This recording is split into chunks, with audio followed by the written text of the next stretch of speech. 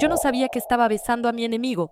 Todo empezó en octubre, en una cena de negocios en Sevilla. Me encontraba ahí por una conferencia sobre ciberseguridad, el tipo de eventos donde la gente usa palabras que ni entiende para sonar importante. Me senté en una mesa al fondo, solo, jugando con el móvil para parecer ocupado, como siempre hacía en esos eventos sociales donde no encajaba. Fue entonces cuando la vi, cabello rojizo recogido en una trenza elegante, un vestido negro sin pretensiones, pero una mirada firme, aguda, imposible de evitar. Se sentó justo frente a mí y sin pedir permiso empezó a hablarme como si ya nos conociéramos de antes. Esa noche hablamos más que con nadie en años. Me dijo que se llamaba Aitana, que era sevillana de nacimiento pero ciudadana del mundo. Había vivido en Berlín, Buenos Aires, Ámsterdam y ahora estaba entre Barcelona y Londres, trabajando como asesora de arte. Me habló de exposiciones, de subastas, de clientes millonarios que querían pagar fortunas por una escultura oxidada en forma de silla. Pero no era presumida, era magnética. Te hacía sentir que eras parte de ese mundo que describía con tanto detalle. Y yo, que venía de una vida hecha de pantallas, código y contratos con aseguradoras, me sentí como si estuviera respirando por primera vez en años. Intercambiamos números esa misma noche, y desde ese día no pasó uno solo sin que habláramos. Llamadas, notas de voz, videollamadas que se extendían hasta las 3 de la mañana. Aitana era como una novela que no podía dejar de leer. Era divertida, sensible, culta, hablaba de libros de crímenes reales con pasión, me recomendaba vinos franceses con la misma naturalidad con la que me preguntaba por mi día. Cada detalle suyo parecía diseñado para hacerme sentir especial, y lo peor, funcionaba. En cuestión de semanas, nos estábamos viendo casi cada fin de semana. Ella venía a Madrid o yo viajaba a donde ella estuviera. Siempre tenía tiempo para mí. Siempre estaba disponible, y aunque no lo decía, parecía que su mundo giraba alrededor del mío. Fue tan rápido que no me di cuenta cuándo pasamos de vernos a convivir. Aitana comenzó a pasar más noches en mi piso que en su propio apartamento. Dejaba cosas suyas por todas partes. Una bufanda colgada de mi silla, su cepillo de dientes en mi baño, su perfume en mi almohada. Parecía una relación perfecta. Claro que hubo señales. No las vi entonces, pero ahora las recuerdo con una claridad dolorosa. Como aquella vez que me dijo que le habían robado el bolso con todas sus tarjetas justo antes de un viaje a Lisboa, o cuando me pidió que le hiciera una transferencia para cerrar una supuesta compra de arte urgente y me juró que me lo devolvería la semana siguiente, o la insistencia en que Elías, su mejor amigo de toda la vida, pasara un par de noches en casa porque estaba de paso por Madrid. Nunca confié del todo en él. Había algo en su forma de mirarme que no era curiosidad, sino evaluación, como si me estuviera midiendo. Pero cuando estás enamorado todo se justifica, todo se minimiza. 3 meses después de conocerla le pedí que se mudara conmigo. 6 meses más tarde le propuse matrimonio en la Toscana durante una escapada de fin de semana. Fue una escena perfecta. Cena al aire libre, luces colgantes, el anillo escondido en la copa de vino. Lloró. Dijo que nadie la había amado así antes, que yo era su hogar. No necesitaba nada más en la vida que a mí. La boda fue su idea. Santorini, playa, atardeceres dorados. Todo parecía sacado de una revista. Se ofreció a organizarlo todo para no estresarme, y yo lo agradecí. Me mandaba presupuestos por correo, me pedía transferencias rápidas porque su banco tenía restricciones por estar en el extranjero. Cada semana enviaba miles de euros, primero para la reserva de la villa, luego para la florista, después para los vuelos de sus familiares. En total, pagué más de 40.000 euros en un mes, pero estaba feliz. Era mi boda, después de todo. El día fue mágico. Una villa sobre un acantilado, música en vivo, una fotógrafa profesional que capturaba cada momento perfecto. Aitana estaba radiante y yo me sentía el hombre más afortunado del mundo. Lo que no vi entonces, pero ahora me atormenta, es la cantidad de veces que Elías aparecía en esas fotos, siempre cerca de ella, siempre en las sombras, siempre sonriendo. Después de la boda, vino la luna de miel, Riviera Francesa, hoteles de lujo, cenas con estrellas Michelin, días enteros sin mirar el móvil. Vivíamos dentro de una postal. Yo no quería que terminara nunca. Pero algo cambió en la tercera noche, en un hotel precioso en Es. Aitana salió del baño con los ojos vidriosos. Me dijo que tenía que contarme algo importante. Su madre estaba enferma, un cáncer avanzado, no quedaba mucho tiempo. Su familia estaba por perder la casa y no tenían a quién recurrir. Me dijo que no me pedía como esposa, sino como hija, que necesitaban 100.000 euros, que ella me los devolvería en menos de 6 meses. Me quedé callado, la cifra era inmensa. No porque no pudiera pagarla, sino porque todo en mi cuerpo me gritaba que algo no estaba bien. Le dije que necesitaba tiempo para pensarlo, para hablarlo con mi contable. No me dejó terminar. Me acusó de ser egoísta, de no confiar en ella, de menospreciarla como todo el mundo. Empezó a llorar, luego a gritar. Dijo que yo la había hecho sentir pequeña, que me arrepentía de haberme casado con ella. Fue tan rápido que no lo vi venir. Se lanzó contra la pared. 2 veces, un golpe seco, brutal. Me quedé paralizado. Intenté acercarme, calmarla, entender qué estaba pasando. 20 minutos después, 2 policías franceses tocaron a la puerta. Dijeron que alguien en el hotel había escuchado gritos. Aitana, con los ojos llenos de lágrimas, les dijo que yo la había empujado, que le grité que si no firmaba un poder notarial no vería más a su familia. Yo no entendía nada, no tenía sentido. Intenté explicar, pero no me escucharon. Me esposaron, me llevaron descalzo, en bata, por el lobby del hotel. Vi los flashes de los turistas tomando fotos. Vi al recepcionista mirarme con pena. Vi a Aitana en una esquina, llorando frente a uno de los oficiales, su voz temblorosa, la misma voz que me susurró que me amaba apenas 72 horas antes. Esa noche la pasé en una celda húmeda, con el frío colándose por las paredes de piedra y el sabor metálico de la impotencia clavado en la lengua. Cuando me liberaron a la mañana siguiente, por falta de pruebas, regresé al hotel para descubrir que Aitana había desaparecido. Y con ella, nuestro dinero, mis documentos, las tarjetas y mi vida. Cuando salí de la comisaría al amanecer, la ciudad seguía dormida, como si el mundo entero se negara a reconocer lo que me había pasado. Caminé hasta el hotel sin saber exactamente por qué. Quizá esperaba encontrarla esperándome, llorando, arrepentida, con alguna explicación absurda que, en ese estado de shock, yo hubiera estado dispuesto a escuchar. Pero la habitación estaba vacía, impecablemente ordenada, como si nunca hubiéramos estado ahí. En la caja fuerte, donde guardábamos nuestros pasaportes, tarjetas, algo de dinero y mis relojes, no había nada, ni un recibo, ni una nota. Fui directo a recepción. Pregunté si Aitana había hecho el check-out. El recepcionista bajó la mirada antes de responder. Me dijo que ella abandonó el hotel 2 horas después de mi detención. Tomó un taxi privado al aeropuerto. Usó nuestras tarjetas para pagar todo. ¿Dónde voló? Pregunté, aún con la voz rota. El hombre dudó. Finalmente susurró que por política no podía darme esa información. Pero entonces deslizó discretamente una hoja por el mostrador. Un itinerario de vuelo, París, luego conexión a Estambul. Sentí que el estómago me caía al suelo. Subí a la habitación y empecé a revisar todo. Solo había quedado una bolsa de maquillaje rota y una copa de vino sin terminar. Me senté en la cama como un fantasma. No sabía si llorar, gritar o arrancarme la piel. No entendía nada. Hasta que encendí el portátil. Lo había dejado abierto la noche anterior, justo antes de que todo se desmoronara. Era su ordenador, pero compartíamos contraseñas desde hacía semanas. Al abrirlo, el navegador cargó automáticamente la última pestaña abierta. Era la página de mi banco, mi cuenta personal, cerrada. Inmediatamente revisé nuestras cuentas conjuntas, vacías, todas, incluso una donde yo apenas guardaba ahorros para emergencias. También había desaparecido el saldo. Llamé al banco. Me atendieron con eficiencia británica. Dijeron que durante las últimas 36 horas se habían hecho 6 transferencias a una cuenta registrada en Letonia, casi 90.000 euros en total, todas autorizadas desde el móvil de Aitana. Cuando les pregunté por qué nadie lo había bloqueado, el operador me respondió, casi con pesar, que las operaciones se realizaron con autenticación de 2 factores, y que ese segundo factor fue mi móvil. Entonces entendí, ella lo había tenido en sus manos cuando los policías me esposaron. Se lo llevó. Fingió estar buscando un abogado, y mientras yo dormía en un banco de concreto, ella vaciaba lo que me costó una década construir. No tenía documentos, no tenía tarjetas, solo el pasaporte vencido de una maleta que no revisó, ni un euro en efectivo. Llamé a mi familia. Nadie respondió. Llamé a mi socio, le conté todo de forma entrecortada, apenas entendible. Me prometió enviarme algo de dinero de inmediato. Vendí mi reloj en el aeropuerto a un turista alemán por 300 euros. Fue lo único que me permitió comprar un boleto de regreso. Durante el vuelo de vuelta, intenté reconstruir lo que había pasado. Releí los mensajes, repasé cada conversación, cada gesto de los últimos meses. Había tanto que ahora hacía sentido y antes no. Su miedo repentino a firmar papeles, su insistencia en manejar nuestras cuentas, el drama perfectamente medido cada vez que dudaba de algo. Aitana nunca estuvo enamorada de mí, estaba ejecutando un guión.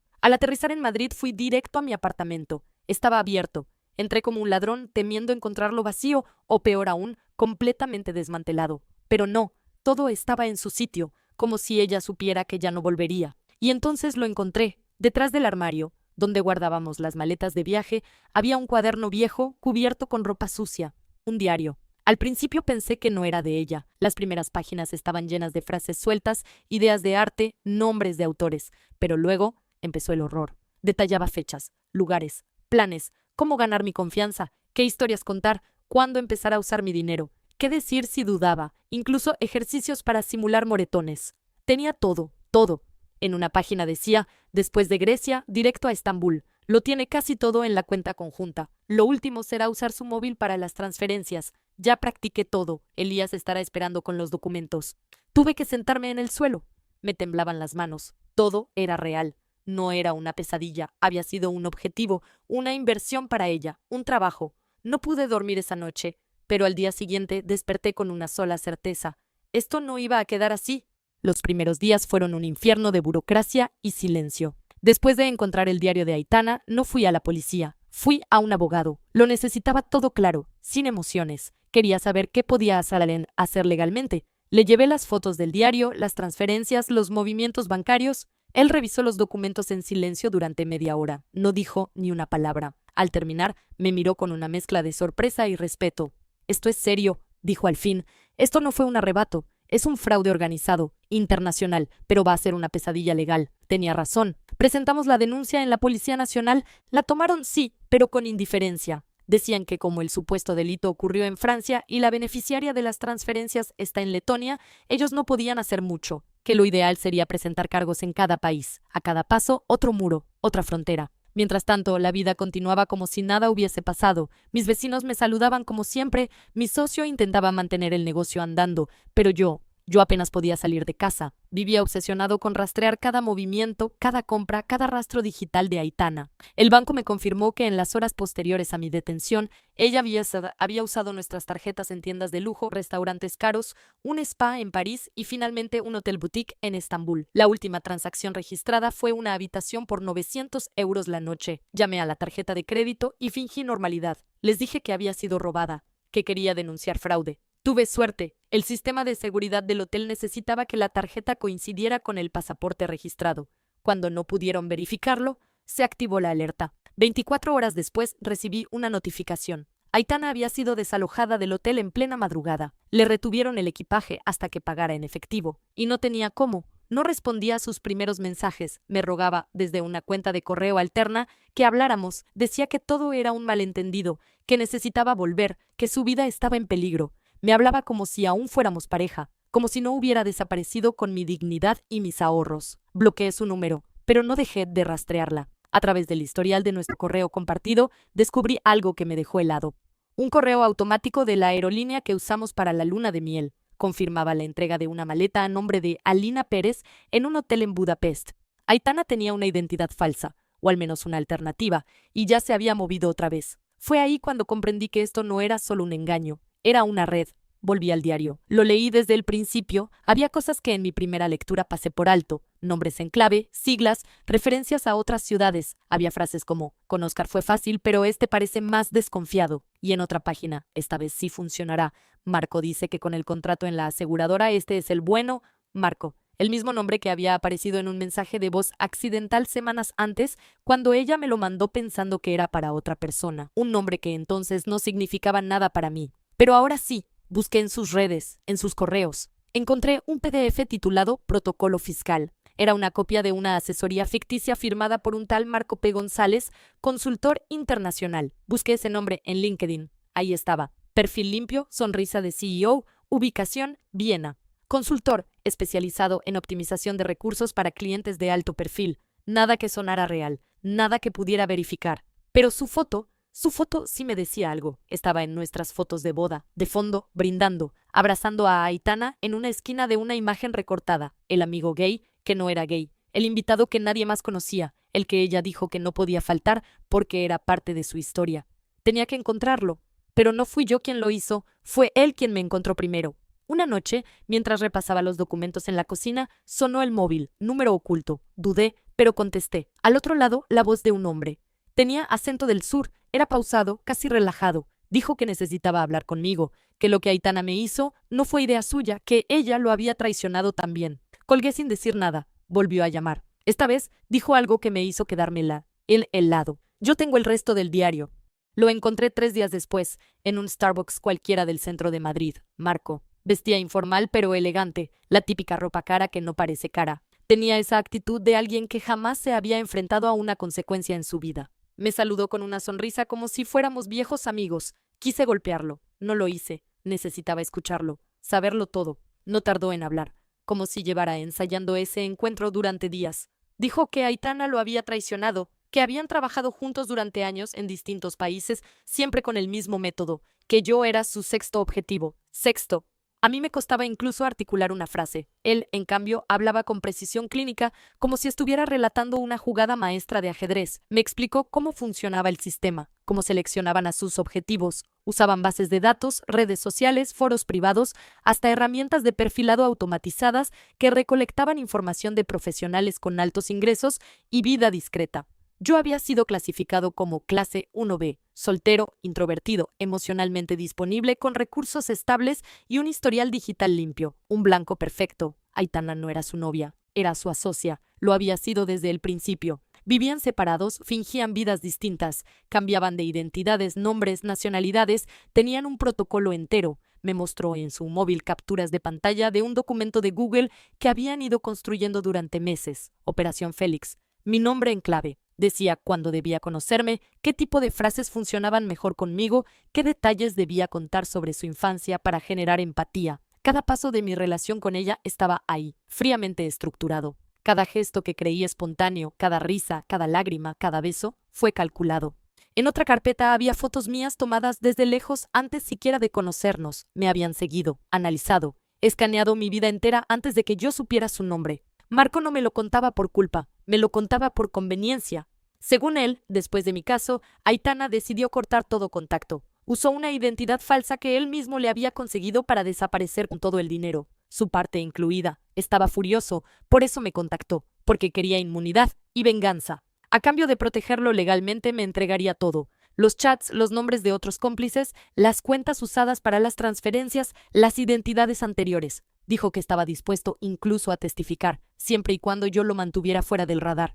Le pedí pruebas, me las dio. Un USB con más de 2000 archivos, capturas de pantalla, videos, grabaciones, hasta tutoriales creados por Aitana sobre cómo simular una crisis emocional, cómo autogenerarse moretones, cómo construir una coartada internacional usando vuelos con escalas múltiples. Había incluso una grabación de una videollamada donde ella practicaba su llanto creíble frente a cámara. Estaba todo ahí. Mi abogado no podía creerlo. Lo miraba en silencio, incrédulo, como si hubiera tropezado con el guión de una película de estafadores internacionales. Me pidió tiempo. Me dijo que con eso podíamos armar una demanda por fraude organizado, que incluso podríamos activar cooperación internacional si encontrábamos una de las víctimas anteriores dispuesta a hablar. Yo no tenía tiempo. Quería actuar, golpear de vuelta. Empecé por lo que mejor sé hacer, rastrear. Utilicé los metadatos de los correos. Triangulé direcciones IP, revisé logs olvidados en nuestras cuentas compartidas. Cada rastro que ella había dejado, por mínimo que fuera, yo lo encontraba. No porque fuera un genio, sino porque ella, en su arrogancia, había bajado la guardia. Encontré una última dirección IP registrada en Budapest. Esa noche me llegó una notificación automática de American Express. Intentó usar mi tarjeta bloqueada para pagar una reserva en un hotel boutique en Santorini. Otra vez, la misma ciudad donde nos casamos. No pude evitar sonreír. ¿Era venganza? ¿Era simbólico? ¿Estúpido? Me daba igual. Era una oportunidad. Llamé a la compañía. Les dije que esa tarjeta había sido robada, que queríamos activar el protocolo de fraude. Me confirmaron que podían notificar a las autoridades locales si la persona intentaba hacer check-in. Esperé 24 horas. Fingí calma. Y cuando se registró con su nuevo pasaporte, un oficial griego se presentó en la recepción con una citación civil. No era un arresto, no aún, pero era el comienzo. Mientras tanto, mi abogado ya había entregado todo a la Fiscalía Española, y algo se activó en los pasillos lentos del sistema. Un fiscal decidió que valía la pena investigarlo a fondo. Había demasiadas pruebas, demasiadas víctimas, y ahora un cómplice dispuesto a hablar. La historia aún no era pública, pero eso estaba por cambiar. Nunca voy a olvidar su rostro cuando entró a la sala del tribunal. Era temprano. La audiencia era preliminar, aún no se decidía si el caso pasaría a juicio formal, pero ahí estaba ella, Aitana, o mejor dicho, Alina Pérez. Su identidad actual, esposada y escoltada por 2 oficiales. Entró cabizbaja, el pelo recogido aquí a la fuerza, sin maquillaje, vestida con ropa prestada que le colgaba del cuerpo. Había perdido peso, sus mejillas antes tensas ahora colgaban flácidas y sus ojos tenían ese brillo desesperado de quien ya no controla el guión. No me vio de inmediato, pero cuando lo hizo se quedó congelada. Por un segundo intentó esbozar la misma sonrisa manipuladora de siempre, esa que me había desarmado tantas veces, pero no le funcionó esta vez. La sostuve la mirada, sin odio, sin rabia, solo con una certeza brutal. Yo ya no era el mismo hombre que arrastraron en bata por el lobby de un hotel. El juez, seco, eficiente, leyó los cargos: fraude internacional, suplantación de identidad, falsificación de pruebas, asociación ilícita. extorsión. Sumaban 7 cargos. Por separado, tal vez no eran lo suficiente. Juntos, formaban una soga. Mi abogado tomó la palabra. Con la calma de un cirujano, expuso los documentos recolectados. El diario, las transferencias, los videos, el documento de Google titulado Operación Félix.